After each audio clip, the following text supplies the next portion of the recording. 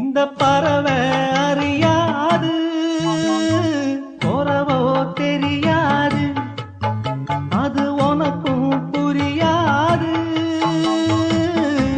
பாறையிலே பூமுளைச்சி பார்த்தவங்க யாரு? அன்பு கொண்ட நெஞ்சத்துக்கு ஆயுசு 100.